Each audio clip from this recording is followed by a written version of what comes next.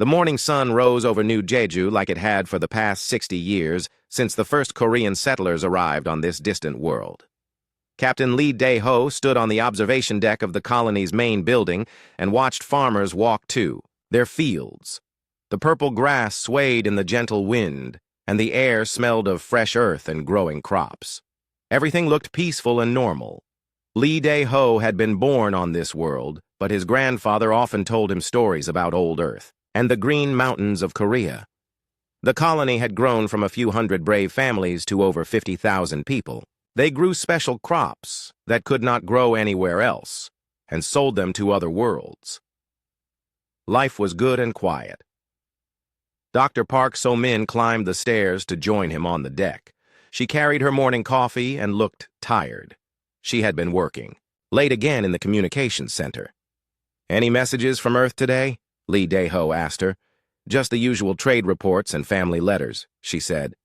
"Nothing important. The supply ship from Mars will arrive next month." She sipped her coffee and looked out at the fields. "Sometimes I wonder what it would be like to visit Earth and see the old country."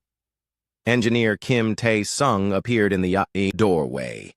He looked worried. "Captain, you need to see this. Something strange is happening in space." His voice was tight with concern. They followed him down to the communications center. The room was full of screens and equipment that connected New Jeju to the rest of human space. Kim Tae-sung pointed to one of the big screens. "Look at this. Reading from our space sensors." The screen showed dots moving toward their planet. The dots were big and getting bigger. Lee Dae-ho had seen enough military reports to know what this meant. "Those are ships," he said quietly. "Very large ships."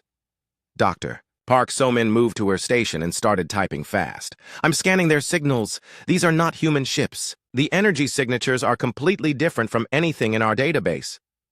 "How long until they reach orbit?" Lee Dae-ho asked. "About 6 hours," Kim Tae-sung said. "Maybe less." Lee Dae-ho felt his heart beat faster. In 60 years, no alien species had ever visited New Jeju. The colony had basic defense systems, but they were designed to handle pirates or small raiders, not unknown alien forces. "Send a message to all department heads. Emergency meeting in 30 minutes. Don't use the public channels yet." The next few hours passed like a bad dream. The alien ships were massive, much larger than anything humans had ever built. There were 12 of them, and they moved into orbit around New Jeju like they owned the planet. Lee Dae-ho gathered with the other colony leaders in the emergency meeting room. Farmer Choi Mi-young spoke first. "My people in the outer settlements are asking questions. They can see the ships in the sky now. What do I tell them?" "Tell them to stay calm and continue working," Lee Dae-ho said. "We don't know what these aliens want yet." Dr. Park So-min looked up from her portable scanner. "Captain, I'm receiving a transmission from the lead ship. They're using a universal translation protocol." The main screen flickered and showed a face that made everyone in the room step back. The alien had gray skin, 4 eyes, and a mouth full of sharp teeth. When it spoke, the computer translated its words into Korean and then into standard human language. "Primitive humans of this world," the alien said. "I am Commander Vorthak Prime of the Vorthak Empire. Your planet now belongs to us. You will surrender immediately and prepare for processing. Any resistance will result in the destruction of your settlements and the elimination of your population." The transmission ended. The room was silent for a long moment. Engineer Kim Tae-sung was the first to speak. "Processing? What does that mean?" "Nothing good," Lee Dae-ho said. "Dr. Park, can you scan their database for information about this Vorthak Empire?" She worked quickly at her station. "I'm finding fragments of old reports from deep space explorers. The Vorthak Empire has conquered at least 30 worlds in the past 200 years. They take prisoners for slave labor and strip planets of all valuable resources." Farmer Choi Mi-young stood up. "Then we fight. My people won't go quietly into slavery." "With what?" Kim Tae-sung asked. "Our defense systems are 60 years old. We have a few security shuttles and some mining equipment. They have 12 warships." Lee Dae-ho walked to the window. He could see one of the alien ships hanging in the sky like a dark cloud.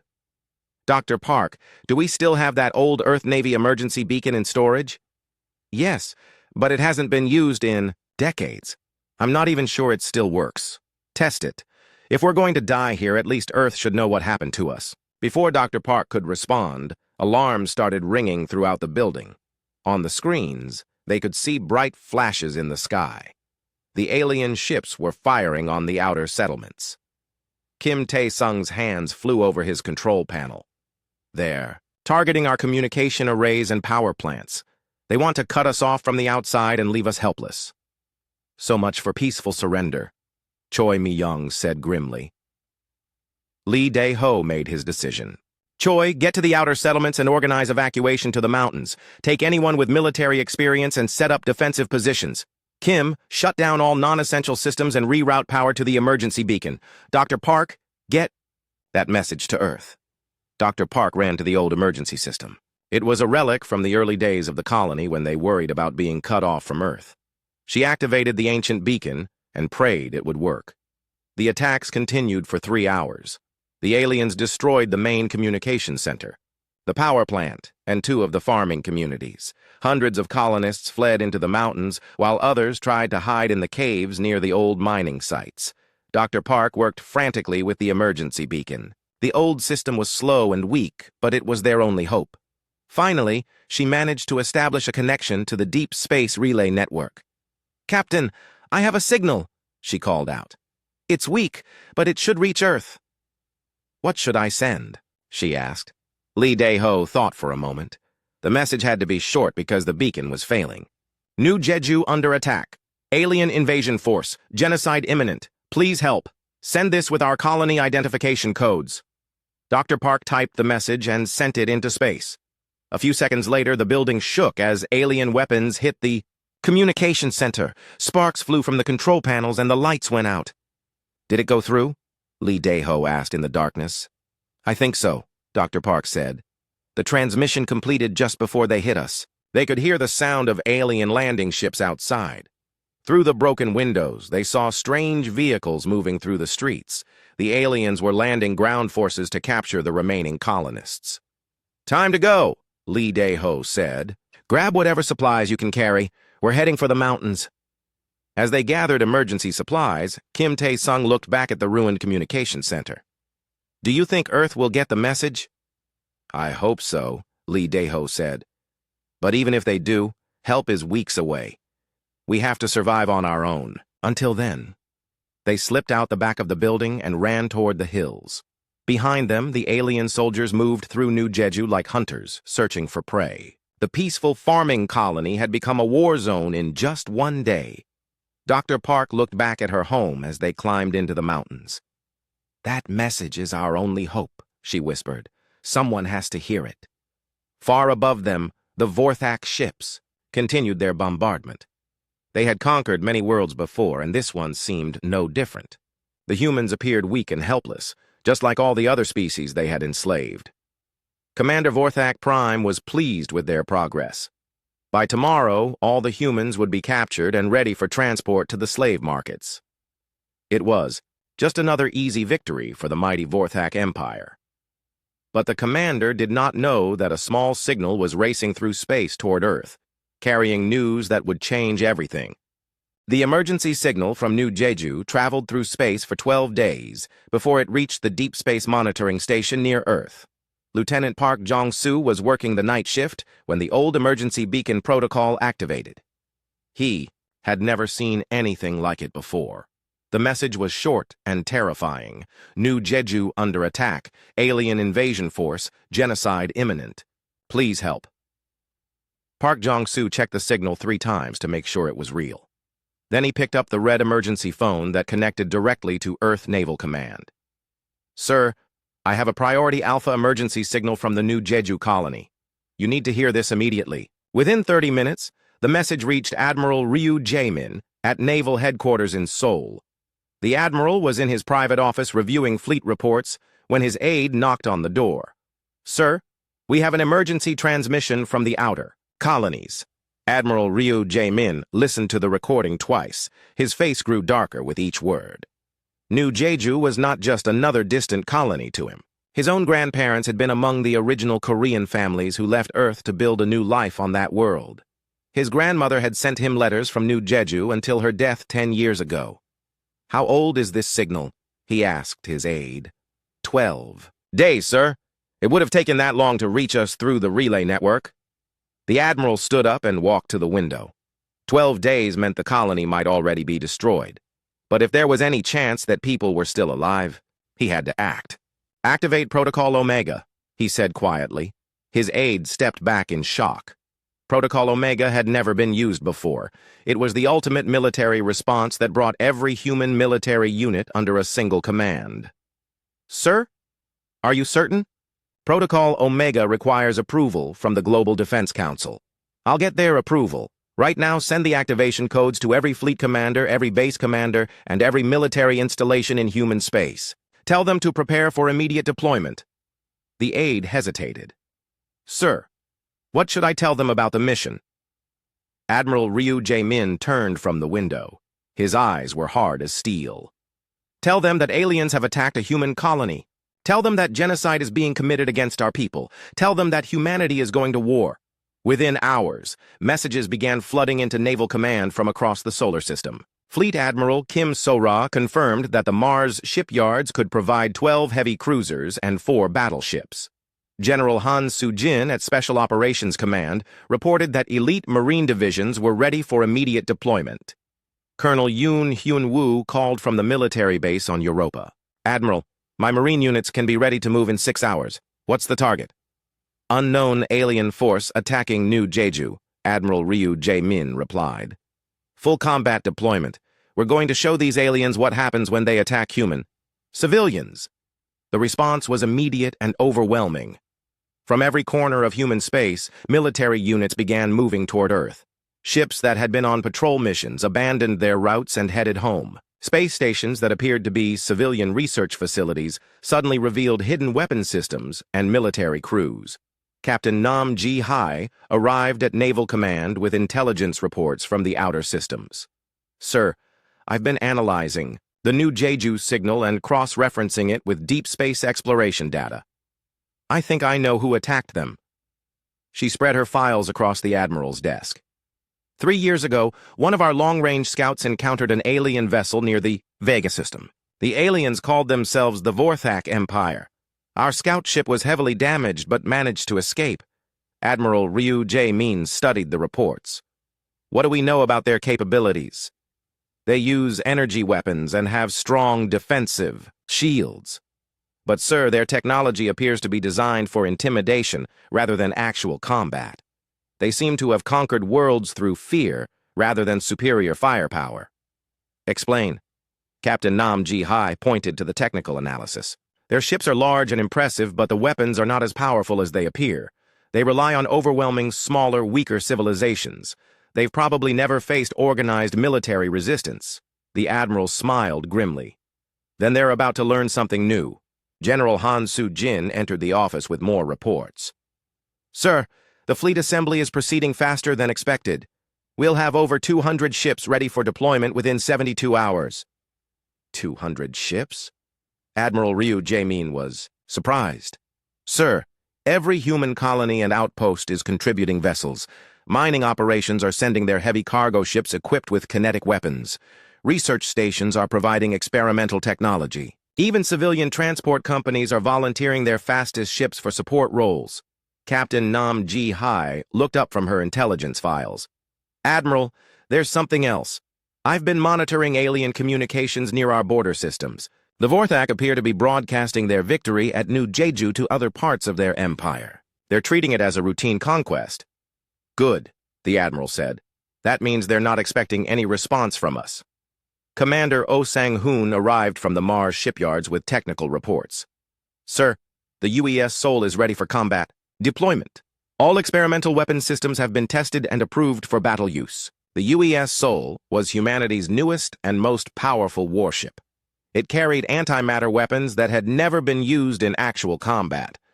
Commander Oh Sang-hoon had been training his crew for 2 years, waiting for a chance to test their capabilities. "How soon can you reach the Kepler system?" Admiral Ryu Jae-min asked. "With the new hyperspace engines, 18 days at maximum speed."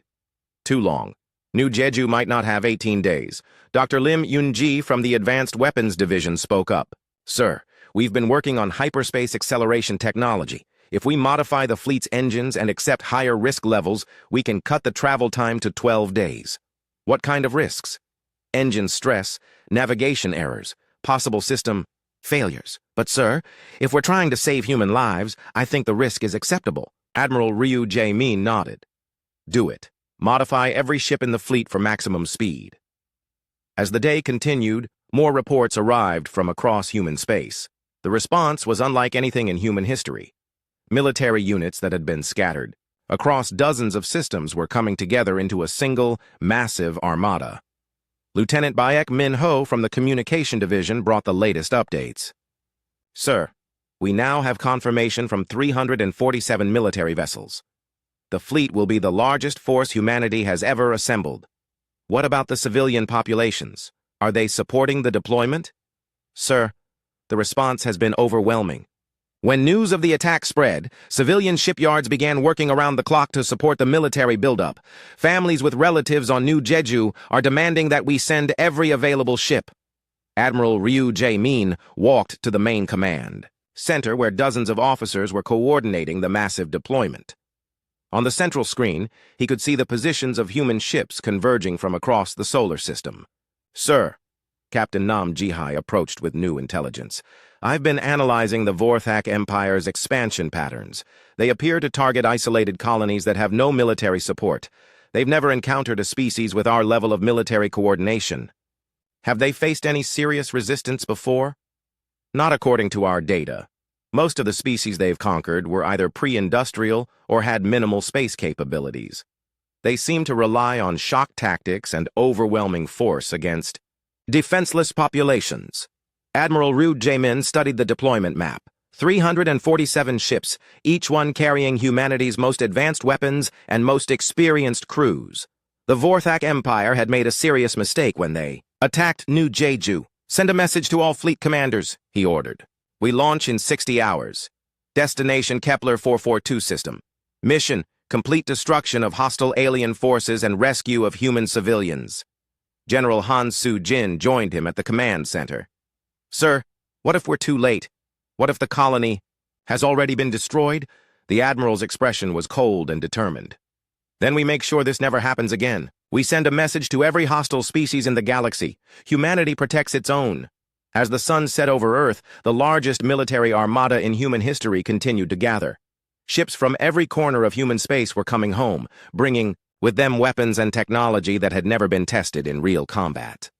The Vorthak Empire thought they had conquered another weak colony. They had no idea that they had just awakened humanity's deadliest military force. In 60 hours, they would learn the price of attacking human civilians.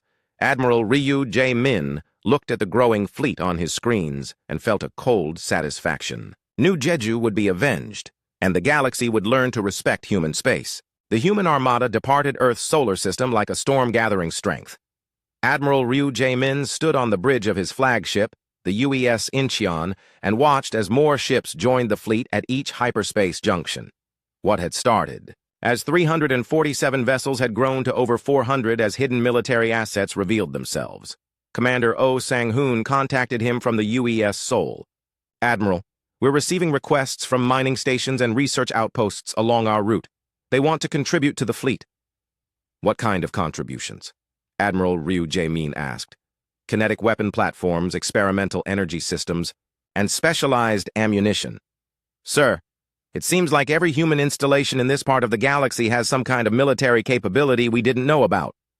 The Admiral was not entirely surprised. Humanity had been expanding into space for over a century, and frontier colonies learned to defend themselves. Accept any contribution that won't slow our advance. We need to reach New Jeju as quickly as possible. Dr. Lim Yun-ji worked frantically in the fleet's mobile research laboratory. She had been analyzing captured alien technology from previous encounters with the Vorthak Empire. The analysis was revealing important weaknesses in their weapons and defenses. Admiral, she called over the communication system, I've found something significant about Vorthak shield technology. Their energy barriers are designed to stop conventional projectile weapons and basic energy blasts, but they have a critical Vulnerability to specific frequency modulations. Can we exploit this weakness? Yes, sir. I'm modifying our weapon systems to target their shield harmonics. With the right frequency settings, our energy weapons should penetrate their defenses, with minimal resistance. Lieutenant Bayek Minho was monitoring communications across the fleet when he detected something unexpected. Sir, I'm picking up encrypted transmissions from the Kepler system. Someone is still broadcasting from New Jeju. Admiral Ryu J. Min rushed to the communications station. Can you decode the transmission? Working on it now, sir. Baek Min-ho's fingers flew across his control panel. It's using an old military encryption protocol. Give me a few minutes. The bridge fell silent, as everyone waited. If people were still alive on New Jeju, the rescue mission had a chance of success. If the transmissions were just automated distress beacons, they might be too late. Got it, Baek Min-ho announced. Sir, it's a live transmission from Captain Lee Dae-ho. He's reporting that approximately 30,000 colonists are still alive and hiding in the mountain caves. The aliens are conducting systematic searches but haven't found the main refugee camps yet. Admiral Ryu Jae-min felt relief wash over him. 30,000 people were still alive. Can you establish two-way communication? The signal is very weak, but I think so. Should I try? Do it. A few minutes later, the crackling voice of Captain Lee Dae-ho came through the speakers. This is New Jeju Resistance Command. Is anyone receiving this transmission? Captain Lee, this is Admiral Ryu Jae-min commanding the Earth Rescue Fleet. We are 12 days out from your position. Can you hold out that long? There was a long pause before Lee Dae-ho responded. Admiral, did you say rescue fleet? How many ships? Over 400 vessels, Captain. The entire human military is coming to get you out. Another pause. Then Lee Dae-ho's voice came back stronger. Sir, we can hold for 12 days. We have food, water, and defensive positions in the caves.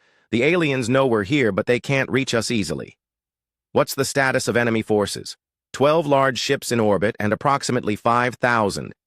Ground troops. They're getting frustrated because they can't find our main camps. They've captured about 20,000 colonists and are holding them in processing centers near the old spaceport.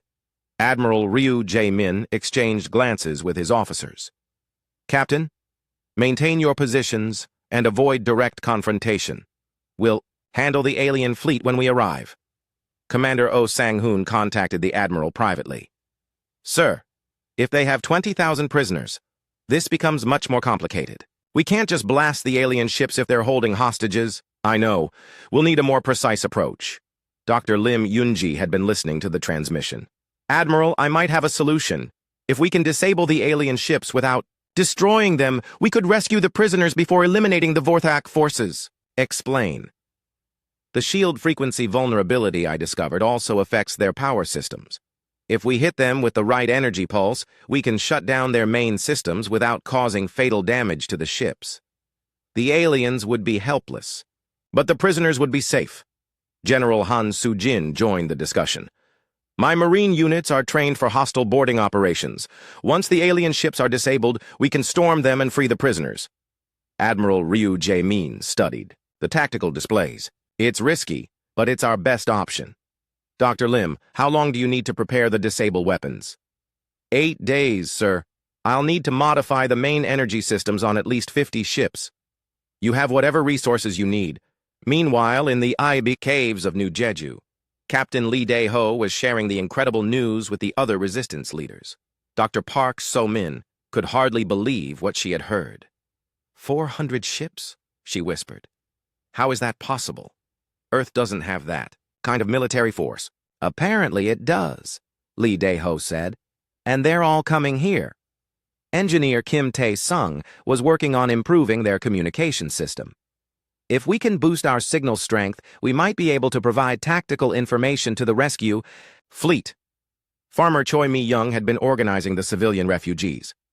We have people scattered across 6 different cave systems. Some of them are injured and need medical attention. How long can we really hold out? As long as we have to, Lee Dae-ho said firmly. Help is coming. Above them, the Vorthak ground forces were becoming increasingly frustrated.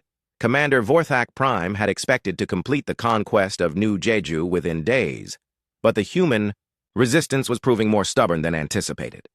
Status report, he demanded from his subordinates. Sir, we have located several human camps, but they are in fortified cave positions that are difficult to assault. Our weapons are not effective against their stone barriers. How many humans remain uncaptured?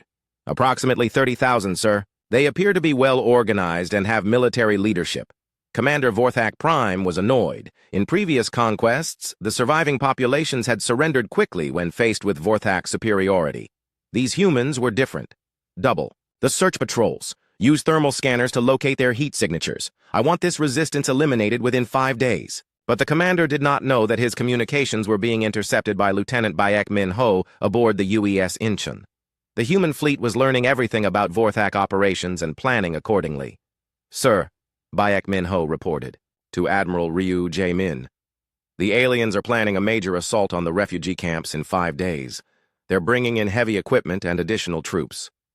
We'll be there in 7 days. Too close for comfort. Commander Oh Sang-hoon had been monitoring the fleet's progress. Admiral, if we push the engines beyond safety limits, we might be able to arrive 6 days from now. What are the risks? Possible engine failures, navigation errors, and crew fatigue. But sir, if we don't take the risk, those refugees might not survive the alien assault. Admiral Ryu Jae-min made his decision. All ships, maximum hyperspace velocity. Accept all risks. We're not losing those people. Dr. Lim Yoon-ji was working around the clock to modify the fleet's weapons systems. Teams of engineers on dozens of ships were installing the new frequency modulators that would be needed to disable the Vorthak vessels. Admiral, she reported, I've completed the modifications on 60 ships. That should be enough to overwhelm the alien defenses. What about the boarding operations? General Han Soo-jin had been preparing his Marines for the rescue mission. Sir, we've studied the alien ship designs from Captain Lee's reconnaissance reports. My teams know exactly where the prisoner-holding areas are located. How many Marines are you sending? 5,000 troops across multiple boarding ships. Once we disable the alien vessels, we'll storm them simultaneously and secure all prisoner areas within 30 minutes. Admiral Ryu Jae-min looked at the tactical display showing their fleet's position. 6 days to New Jeju. 6 days to rescue 30,000 refugees and 20,000 prisoners. 6 days to show the galaxy that humanity protected its own.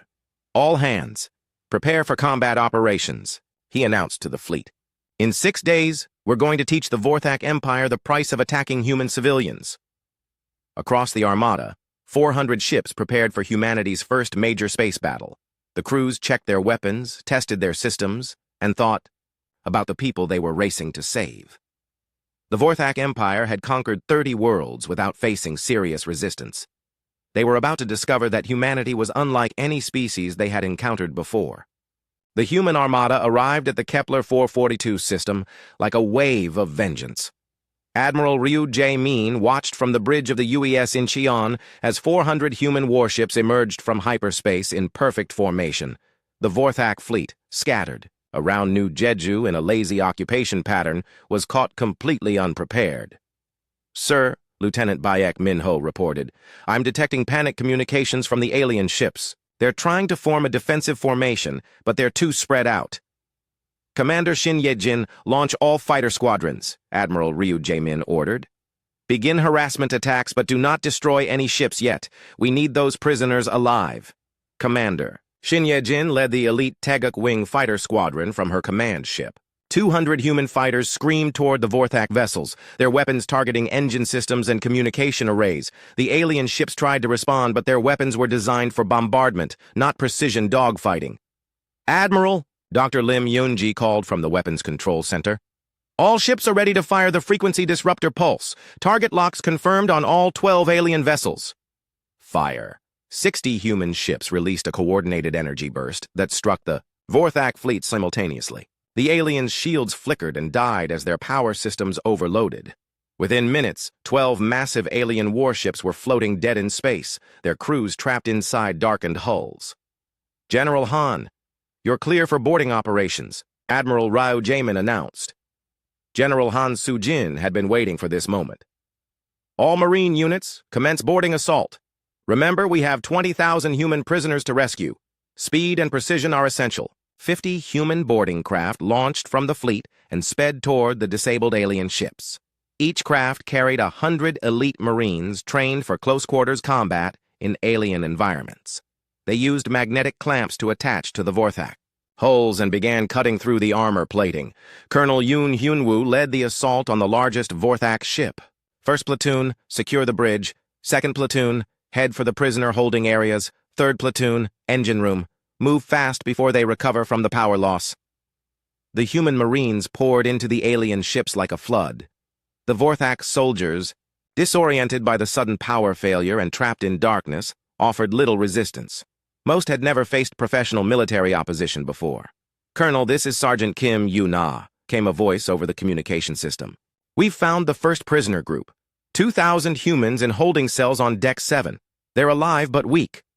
Secure the area and begin evacuation immediately." Similar reports came from all 12 alien ships. The human prisoners were found, exactly where Captain Lee Dae-ho had predicted they would be, based on his observations of alien operations from the ground. "Admiral," General Han Soo-jin reported, "boarding operations are proceeding ahead of schedule. We've secured 8 of the 12 ships and freed approximately 15,000 prisoners so far. But the battle was not over. On the surface of New Jeju, the Vorthak ground forces were launching their planned assault on the refugee camps. 5,000 alien soldiers, supported by heavy weapons and assault vehicles, were advancing into the mountains where the human colonists were hiding. Captain Lee Dae-ho watched the alien advance from his command post in the main cave complex. "All units, prepare for defensive action. They're coming up the main approach route just like we expected." Dr. Park So-min was monitoring the space battle through their jury-rigged communication system. "Captain, the rescue fleet has disabled the alien ships. Our people are being freed. That's good news, but we still have to deal with the ground forces. Engineer Kim, are the charges ready?" Engineer Kim Tae-sung had spent days preparing defensive traps in the mountain passes. "All explosive charges are in position. When they reach the narrow sections, we can bring down the rock walls and trap them." Farmer Choi Mi-young had organized the civilian refugees into defensive positions deeper in the caves. "Everyone without military training, move to the back chambers. Stay quiet and stay hidden." The Vorthak ground assault began at dawn. Their soldiers advanced up the mountain paths, confident that the primitive human weapons could not stop them. They had faced no serious resistance during the initial conquest and expected the refugee camps to surrender quickly. But Captain Lee Dae-ho had 20 years of military experience, and many of the colonists were former soldiers who had settled on New Jeju after their service. They knew how to fight. "Wait until they're in the kill zone," Lee Dae-ho whispered into his radio. "Let them get close." The alien soldiers entered the narrow mountain pass where Kim Tae-sung had placed his charges. They were packed together in a long column, perfect targets for the trap. "Now," Lee Dae-ho ordered. The explosions shook the entire mountain. Tons of rock crashed down on the alien column, crushing hundreds of soldiers and blocking the pass. The surviving Vorthak forces were trapped between the rockfall and a sheer cliff face. "All units, open fire!" Lee Dae-ho commanded. Human defenders opened up with everything they had. Hunting rifles, mining explosives, and improvised weapons struck the confused alien soldiers from multiple directions. The Vorthak had superior technology, but they were caught in the worst possible tactical position. In space, Admiral Ryu Jae-min was monitoring the ground battle through orbital sensors. "Colonel Yoon, how quickly can you get Marines to the surface?" "Sir, we're still securing the alien ships. Give me 30 minutes to finish the prisoner rescue, then I can deploy ground forces." "Do it. Captain Lee's people have been fighting alone long enough." Commander Oh Sang-hoon contacted the Admiral from the UES Seoul. "Sir, should we provide orbital bombardment support for the ground forces?" "Negative. Too many civilians in the area. We'll handle this with Marines and close air support." The space battle was essentially over. All 12 Vorthak ships were captured or disabled, and the last of the human prisoners were being evacuated to safety. The alien fleet that had seemed so powerful just hours before was now nothing but floating scrap metal. Lieutenant Baek Min-ho was monitoring alien communications. "Admiral, I'm intercepting desperate calls from the Vorthak ground commander. He's requesting immediate evacuation and reinforcements. Tell him his fleet is gone and he's surrounded," Admiral Ryu Jae-min replied coldly. "He can surrender or be destroyed." On the surface, the battle was turning in humanity's favor. The Vorthak ground forces, cut off from their ships and trapped in the mountains, were being systematically destroyed by Lee Dae-ho's defenders. "Captain," Dr. Park So-min called out, "I'm receiving a transmission from the rescue fleet. They're sending marine reinforcements to help us." "Outstanding. Tell them our position and the location of remaining alien forces." Colonel Yoon Hyun-woo's Marines landed on New Jeju in force 30 minutes later. 2,000 elite soldiers, fresh from their victory in space, joined the colonial defenders in the final assault on the alien ground forces. The combination of professional Marines and determined colonists was overwhelming. The Vorthak soldiers, trained to fight frightened civilians, had no answer for coordinated military tactics. "Surrender now, and you will be treated according to the laws of war," Colonel Yoon Hyun-woo announced through loudspeakers. "Continue fighting, and you will be eliminated." The alien commander, faced with the destruction of his entire force, finally gave the order to surrender. 5,000 Vorthak soldiers threw down their weapons and submitted to human authority. Admiral Ryu Jae-min received the final reports as the sun set over New Jeju. "Sir, all alien forces have been neutralized. 0 human casualties during the rescue operation. All 20,000 prisoners have been freed and are receiving medical attention." "What about the colonists who were hiding in the caves?" Captain Lee reports that 30,000 refugees are safe and ready to return to their homes. The colony suffered significant damage, but it can be rebuilt. Admiral Ryu Jae-min looked at the tactical display showing the captured alien fleet. 12 massive warships, 5,000 prisoners, and complete intelligence data about the Vorthak Empire's operations and locations. "Sir," Captain Nam Ji-hae approached with intelligence reports, "the alien databases contain detailed information about their empire. They've conquered 34 worlds and enslaved millions of beings. They also have detailed star charts showing the locations of other hostile species." "Interesting. It seems our new prisoners have a lot to tell us about galactic politics." Commander Shin Ye-jin landed her fighter and joined the admiral on the bridge. "Sir, my pilots are reporting something unusual. The alien ships have faster-than-light communication systems that were broadcasting our battle to other parts of their empire." Admiral Ryu Jae-min smiled grimly. "Good. Let them see what happens when aliens attack human colonies." The rescue of New Jeju was complete, but Admiral Ryu Jae-min knew this was just the beginning. Humanity had just announced its presence to the galaxy in the most dramatic way possible. Every alien species would now know that humans were not helpless prey. "Send a message to Earth Command," he ordered. "New Jeju is secure. All civilians rescued, alien fleet captured. Recommend immediate expansion of colonial defense systems." As night fell over New Jeju, the colonists began returning to their homes. The peaceful farming world had survived its first alien invasion. 3 days after the battle, Admiral Ryu Jae-min stood in the interrogation room aboard the UES Incheon, facing the captured Vorthak commander. The alien sat in specially designed restraints, his 4 eyes watching the human admiral with what might have been fear. "Your empire has ruled through terror for 2 centuries, Admiral Ryu Jae-min said calmly. "That ends today." The Vorthak commander spoke through the translation device. "You do not understand the galaxy, human. There are species far more dangerous than us. We brought order to chaos." "By enslaving innocent people? By committing genocide?"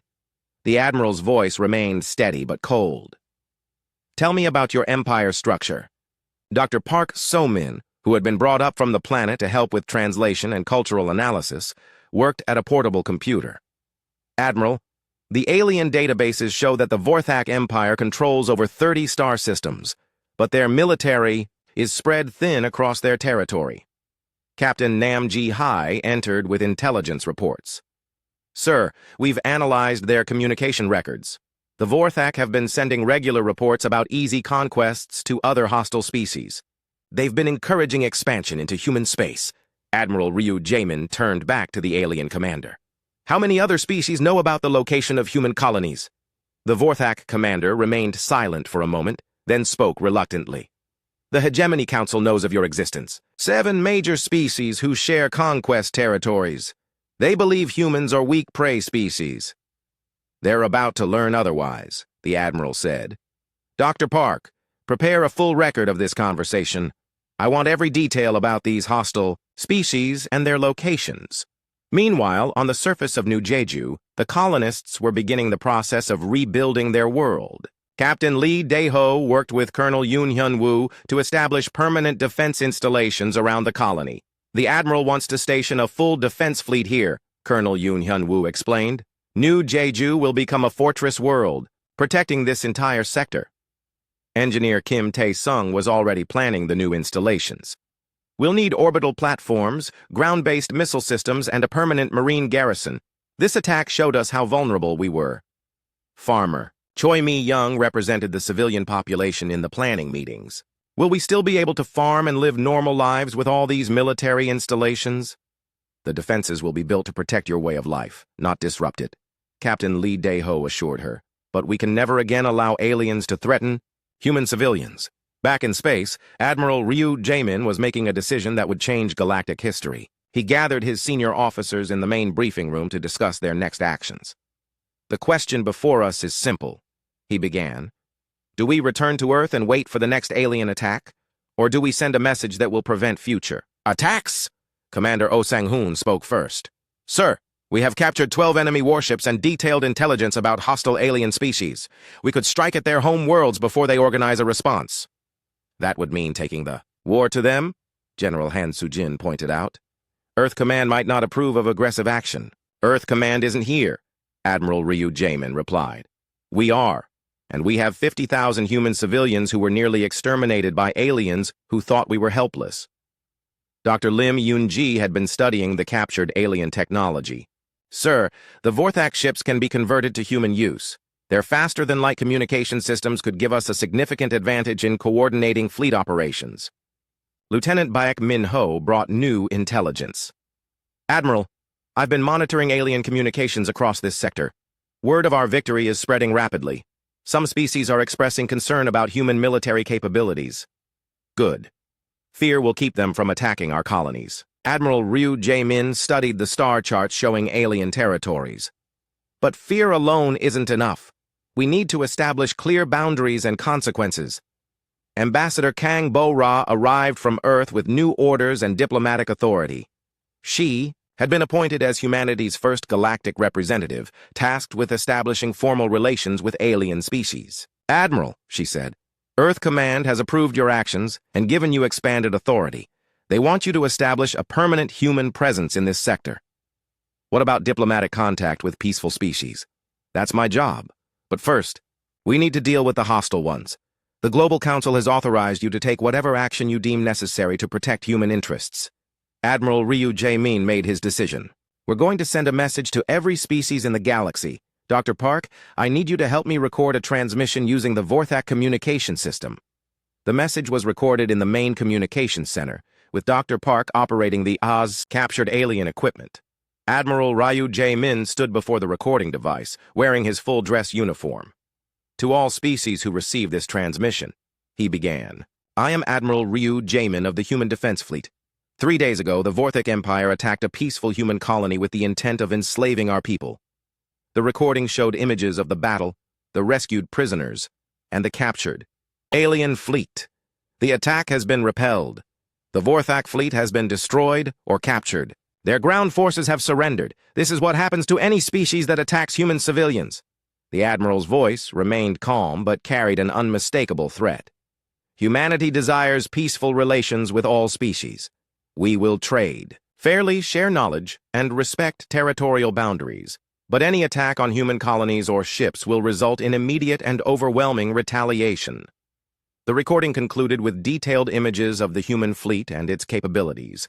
We have 400 warships in this sector alone, with more arriving daily. We have weapons and technology specifically designed to counter alien defenses. Test us at your own risk. Dr. Park transmitted the message across the galaxy using the Vorthak communication network. Within hours, it would reach every major alien civilization.